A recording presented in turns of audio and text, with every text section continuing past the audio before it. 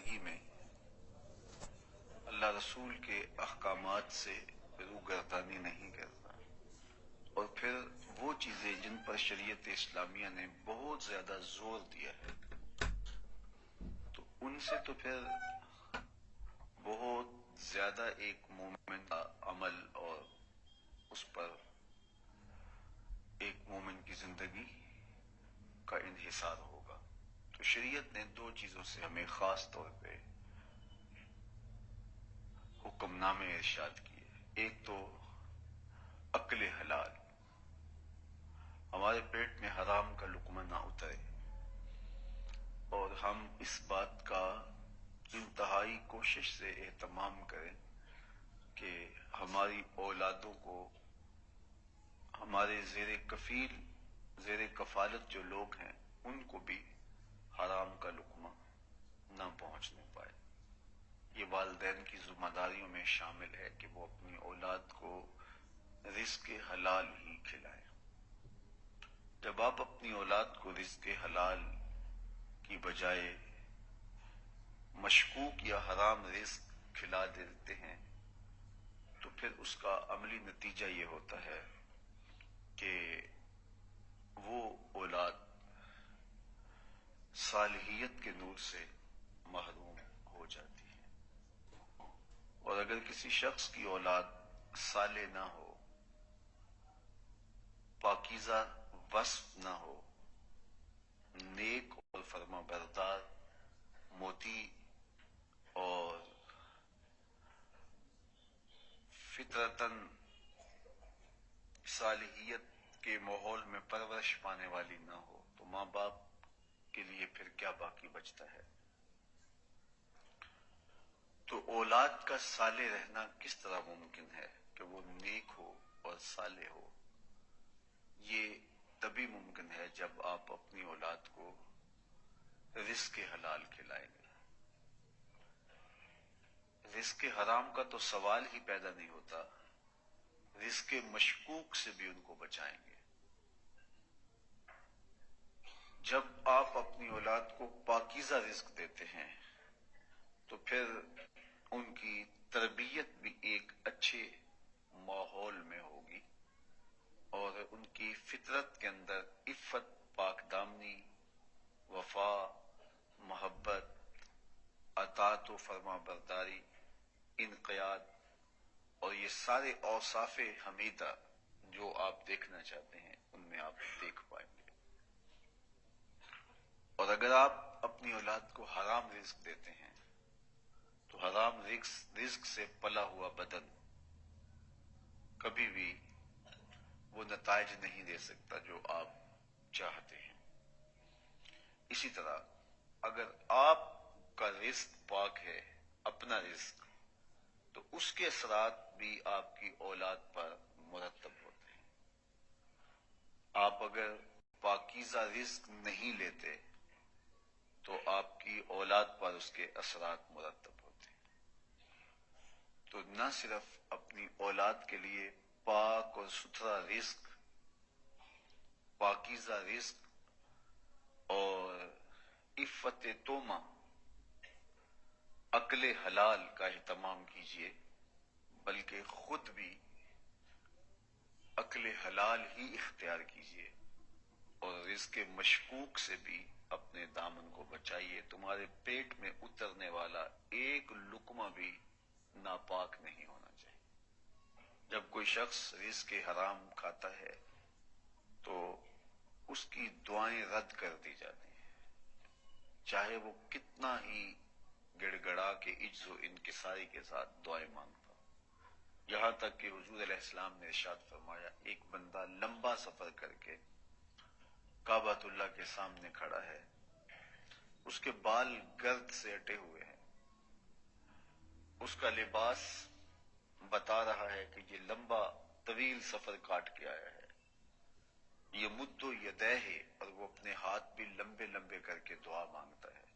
وَمَطْعَمُهُ حَرَامٌ وَمَشْرَبُهُ حَرَامٌ وَمَلْبَسُهُ حَرَامٌ وَغُذِّيَ بِالْحَرَامِ، اس کا کھانا حرام کا ہے، اس کا پینا حرام کا ہے، اس کا بدن حرام کے رزق سے پلا ہے، اس نے جو لباس پہنا ہے وہ حرام کی کمائی کا ہے۔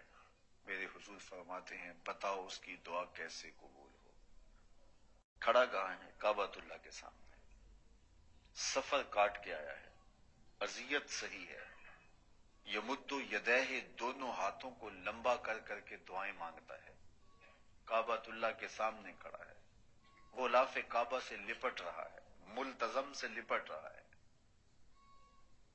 مطاف میں کھڑا ہو کے، حتیم میں کھڑا ہو کے دعائیں مانگ رہا ہے، لیکن اس کی دعا اس لیے قبول نہیں ہوگی کہ اس کا رزق پاک نہیں ہے۔ رزق پاک نہ ہو تو دعا قبول نہیں ہوتی، بلکہ ایسے شخص کے حق میں جو لوگ دعائیں مانگتے ہیں، اللہ کے نیک بندے، نیک بندوں کی دعاؤں سے بھی اس کا حصہ نکال دیا جاتا ہے۔ جب اہل ایمان دعا مانگتے ہیں، نیک صالح لوگ دعا مانگتے ہیں، تو وہ پوری امت کے لیے دعا مانگتے ہیں، لیکن اس شخص کا جس کا رزق پاک نہیں ہے، اس کا حصہ ان دعاؤں سے نکال دیا جاتا ہے۔ یہ کتنی بڑی محرومی ہے کہ اس کا جو عرش کے ساتھ ربط تھا وہ ہی کٹ گیا، رزق کی ناپاکیزگی کی وجہ سے مالک سے ربط ہی کٹ گیا، ڈائریکٹ بھی اور انڈائریکٹ بھی۔ نہ اس کی اپنی دعا قبول ہوتی ہے اور نہ اس کے حق میں کوئی دعا کرے تو قبول ہوتی ہے۔ قصور کیا ہوا کہ اس نے اپنے پیٹ میں حرام لقمہ اتارا ہے، اس کا پیٹ حرام سے پلا ہے، اس کا بدن حرام سے پرورش پایا ہے، اس کے بدن پہ لباس کے تار و پود حرام سے ہیں، لہذا اس کی دعائیں قبول نہیں ہوں گی اور یہ راندہ درگاہ الہی ہو گیا۔ تو رزق کی پاکیزگی کا اہتمام آپ کریں گے تو آپ اپنے رب کی قربت پائیں گے۔ میرے پاس دنیا کے مختلف ممالک سے لوگ آتے بھی ہیں اور میں بھی پوری دنیا پہ آنا جانا رکھا ہوا ہے، تو بہت سارے لوگوں کی آرزو ہوتی ہے کہ آپ سے روحانی انتساب قائم کیا جائے۔ تو جب بھی کوئی شخص طریقت کے دائرہ میں داخل ہونا چاہتا ہے تو میں اس سے ایک بات ضرور کہتا ہوں، 5-6 باتیں خاص طور پہ کہتا ہوں، اور ایک بات آپ میں سے جو میرے سے روحانی طور پہ وابستہ ہیں انہیں تو معلوم ہے، باقیوں کے لیے بھی، کہ ایک بات ضرور کہتا ہوں کہ اگر رزق پاک نہیں ہوگا تو باطن کبھی بھی روشن نہیں ہوگا۔ یہ بات ذہن میں رکھیے، باطن کی روشنی کے لیے شرط ہے کہ آپ کا رزق پاک ہو۔ رزق اگر پاک نہیں ہے تو باطن میں کبھی بھی نور نہیں اترے گا۔ آپ جتنے بھی چلے کاٹے ہیں، جتنی بھی عبادتیں کریں، جتنی بھی ریاستیں کریں، لمبے لمبے سجدے کریں، بار بار حج عمرے کریں، اگر رزق پاک نہیں کرتے تو پھر باطن کبھی بھی روشن نہیں ہو سکتا، من میں کبھی بھی چراغاں نہیں ہو سکتا۔ باطن کو روشن کرنے کا سبب یہ ہے کہ آپ کا رزق پاک ہو، عفت و طعمہ، آپ کا لقمہ پاک ہو، عقل حلال اور کسب حلال آپ کا شعار زندگی ہو۔ اور ہمارے مشائخ نے، ہمارے بزرگوں نے اس کا اتنا اہتمام کیا کہ جہاں شک بھی پڑا تو اس کے بھی قریب نہیں گئے۔ حضرت ابو صالح جنگی دوست ایک بہت بڑے بزرگ گزرے ہیں، دجلہ کے کنارے وضو کر رہے تھے، بھوک کی شدت تھی، پانی کے بہاؤ پہ ایک سیب آتے ہوئے دیکھا، جب قریب آیا تو دل میں آرزو پیدا ہوئی، بھوک تو لگی تھی، اسے پکڑا، توڑا اور کھا گئے۔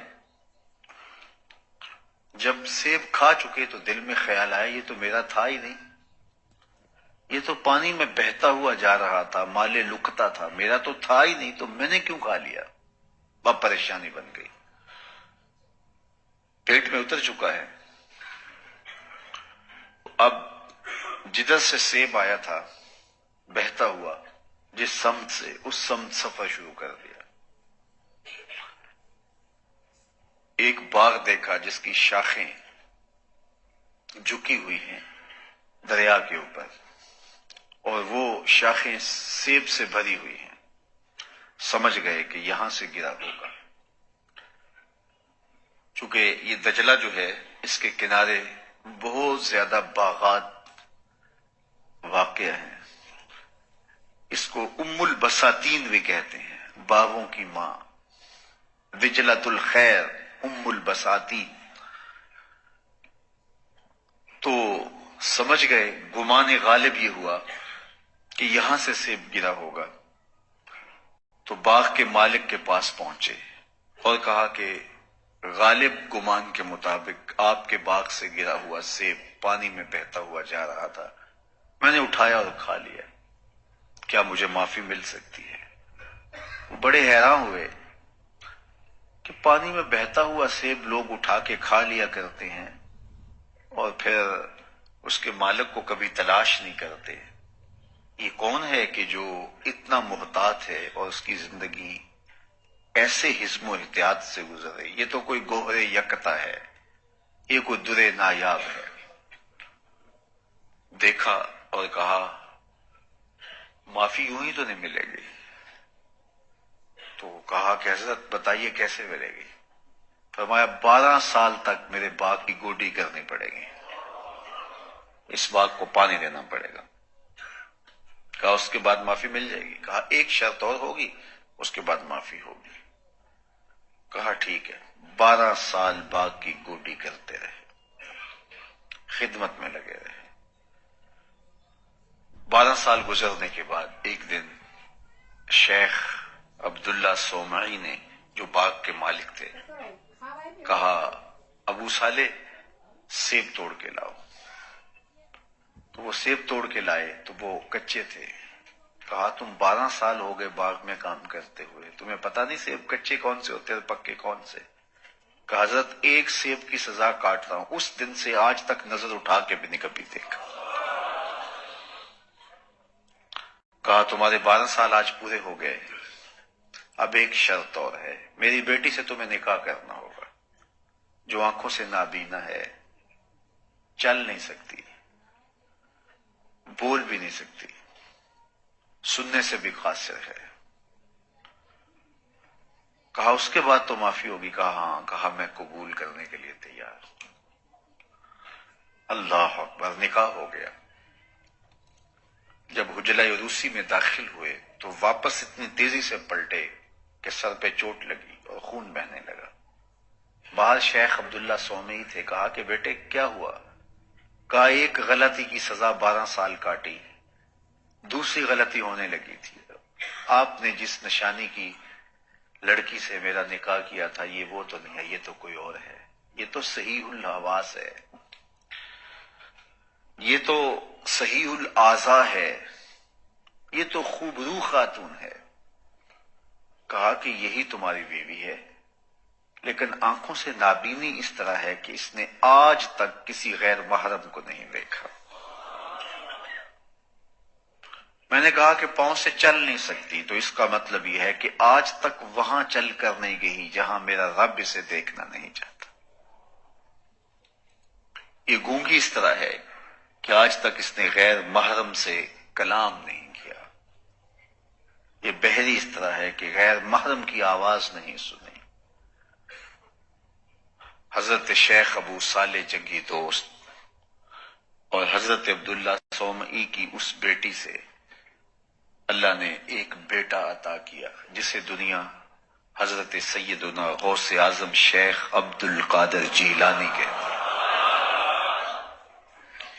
جب مائیں ایسی پاک تینت اور پاک کمال اور حیا اور پردے کی خوگر ہوں اور باپ اتنے صالح ہوں، ایک سیب کھانے کی پاداش میں 12 سال سزا کاٹیں کہ میرا جرم معاف ہو جائے، تو پھر بیٹے غوث اعظم نہیں ہوں گے تو کون ہوگا؟ ماؤں کا اثر ہوتا ہے اولاد میں، باپ کا دیا ہوا لقمہ اور کھایا ہوا لقمہ اس کا اثر ہوتا ہے اولاد میں۔ تو پھر زمانے نے دیکھا حضرت غوث اعظم رضی اللہ تعالی عنہ نے کیسے معاشرے کو بدل کے رکھ دیا۔ محی الدین کے نام سے زمانہ انہیں جانتا ہے اور انہیں واقعی دین کی مردہ قدروں کو زندہ کیا۔ آج بھی حضور غوث اعظم، بلکہ آج کل عرس لگا ہے ان کا، انشاءاللہ اللہ نے چاہا تو 2-3 دن کے بعد انشاءاللہ 2-4 دن کے لیے ہم بھی وہاں ہوں گے ان کی مرکز نور کو، تربت رحمت کو زیارت، ان کی تربت رحمت کی زیارت سے مالا مال ہوں گے۔ سعادتوں بھرے یہ لمحے اللہ آپ سب کو نصیب کرے۔ اور ایک میلہ سا لگا ہے، عرب بھی آ رہے ہیں، عجم بھی آ رہے ہیں، دنیا کے کونے کونے سے لوگ آ کے بغداد شہر دی کیے نشانی، اچیاں لمیاں چیراں ہوں اللہ اے تن میرا پرزے پرزے جیوں درزی دیاں لیراں ہوں، انہاں لیراں دی گل کفنی پا کے تے میں رلساں سنگ فقیراں ہوں، بغداد شہر دے ٹکڑے منگساں تے کرساں میراں میراں ہوں۔ شہنشاہ اور کج کلا اس چوکھٹ پہ ہاتھ باندھے کھڑے ہوتے ہیں، کیا مناظر ہوتے ہیں، کیا محبت نامے اور کیا عقیدتوں اور نور و نکہت کا ماحول۔ زندگی انہوں نے اللہ اس کے رسول کے نام پہ لگا دی، آج مرنے کے بعد بھی زندہ۔ فقیر نام تنا دا باہو قبر جنا دی چیرے ہو۔ دنیا پہ کتنے آئے چلے گئے، آج دنیا ان کا نام بھی نہیں جانتا۔ بغداد کے عالی مرتبت حکمران جن کا طوطی بولتا تھا، آج کہاں ہیں؟ آج ان کی قبروں کے نشان بھی ہمیں نہیں ملتے، لیکن یہ قبریں زندہ ہیں، ان قبروں کی مٹی سے بھی روشنی نکل رہی ہے۔ تو جب رزق پاک ہوگا تو پھر صالح اولاد نصیب ہوگی۔ تو رزق کو پاک کرنے کا اہتمام کیجیے۔ ہمارے بزرگ معمولی شک پہ حلال کو بھی چھوڑ دیتے تھے، اور اصول یہ ہے جو میرے حضور نے بیان فرمایا، ان الحلال بین و ان الحرام بین، حلال بھی واضح ہے اور حرام بھی واضح ہے، یہ حلال ہے یہ حرام ہے۔ وبینہما امور مشتبہات، حلال اور حرام کے درمیان کچھ شبہ والی چیزیں ہیں، فرمایا جو شبہ میں پڑ گیا وہ حرام میں پڑ گیا۔ تو اپنے آپ کو حرام سے بچائیں۔ قرب قیامت کے فتنوں سے یہ ایک فتنہ بیان کیا گیا کہ لوگ مال کمانے میں لگ جائیں گے اور یہ نہیں سوچیں گے امن الحلال امن الحرام، کہ یہ جو ہم کما رہے ہیں یہ حلال سے ہے یا یہ حرام سے ہے۔ حرام اور حلال کی تمیز اٹھ جائے گی، لوگوں کا مطمع نظر، لوگوں کا مقصود کسب، کاروبار کا جو ہے وہ مدعا یہ ہوگا کہ ہم نے رزق اکٹھا کرنا ہے، ہم نے دولت جمع کرنی ہے۔ دولت کو جمع کرنے کی ہوس اور خواہش اور آرزو سے یہ امتیاز اٹھ جائے گا کہ یہ جو ہم کما رہے ہیں یہ حلال کا ہے یا یہ حرام کا ہے۔ پیسے آنے چاہیے، مال آنا چاہیے، چاہے حلال ہو چاہے حرام ہو، لوگوں کی غرض یہ ہو جائے گی۔ جب غرض یہ بن جائے گی کہ ہمیں مال ملنا چاہیے تو پھر نتیجہ کیا ہوگا؟ پھر نتیجہ یہی ہوگا کہ برکت اٹھ جائے گی۔ دیکھیے کثرت اور چیز ہوتی ہے، برکت اور چیز ہوتی ہے۔ رزق کی کثرت یہ کوئی چیز نہیں ہے، رزق کی برکت بڑی چیز ہے۔ تو اللہ سے رزق مبارک طلب کیا کرو، اللہ دے بہت زیادہ دے لیکن برکت والا دے۔ برکت والا تھوڑا بھی کافی ہوتا ہے، اور جس میں برکت نہ ہو وہ زیادہ بھی تھوڑا ہوتا ہے۔ تو کثرت کچھ نہیں ہے، برکت سب کچھ ہے۔ تو برکت اسی رزق میں ہوگی جو رزق پاکیزہ ہوگا، حلال طریقے سے کمایا گیا ہوگا، کسی کو ضرر نقصان نہیں دیا ہوگا اور اس کا حق ادا کیا گیا ہوگا۔ پہلی چیز عقل حلال، آپ جب بھی کاروبار کریں تو اپنے رزق کو ہمیشہ پاک رکھیں۔ دوسری بات صدق مقال، جس طرح آپ کے پیٹ میں حلال کا لقمہ نہیں اترنا چاہیے، حرام کا لقمہ نہیں اترنا چاہیے، اسی طرح آپ کی زبان سے سچ کے علاوہ کچھ نہیں نکلنا چاہیے۔ تمہاری زبان سچ بولے، تمہیں سچ بولنے کی تلقین کی گئی ہے۔ حضور علیہ السلام نے ایک جملہ ارشاد فرمایا، الصدق تمانیہ، اتنا جامع کلمہ ہے جس میں بہت کچھ آ جاتا ہے۔ صدق سچائی باطن کی طمانیت کا سبب اور ذریعہ ہے، باطنی سکون کا ذریعہ ہے۔ آگے فرمایا والکذب ریبہ، اور جو کذب ہے جھوٹ ہے وہ ریبا، وہ تشکیک ہے، ابہام ہے، بے چینی ہے، اضطراب ہے، ٹینشن ہے، پریشانی ہے، اذیت ہے، ہر وقت کی بے قراری ہے۔ تو سچ طمانیت ہے، سکون قلب ہے، اطمینان باطن ہے، اندر کا قرار ہے، روح کا چین ہے، اور جھوٹ بے چینی ہے، اضطراب ہے، ٹینشن ہی ٹینشن ہے، پریشانی ہی پریشانی ہے، ایک اندیکھی تکلیف ہی تکلیف ہے۔ تو اس لیے ہمیں ریبا، اس بے چینی سے بچنے کی کوشش کرنی چاہیے، اور طمانیت کا نور جو زندگی کا حقیقی اجالا ہے اس کو حاصل کرنے کے لیے ہمیں اپنی زبان کو ہمیشہ سچ سے ہی آشنا کرنا ہوگا۔ ہمارا رویہ اتنا خوبصورت ہو کہ لوگوں کو یقین ہو کہ یہ بندہ سچ کے علاوہ نہیں بولتا۔ حضور علیہ الصلوۃ والسلام سے پوچھا گیا کہ مومن بزدل ہو سکتا ہے؟ فرمایا نہیں، مومن بہادر ہوتا ہے، لیکن ہو سکتا ہے اس سے کبھی بزدلی بھی صادر ہو جائے۔ پھر پوچھا گیا کہ مومن بخیل ہو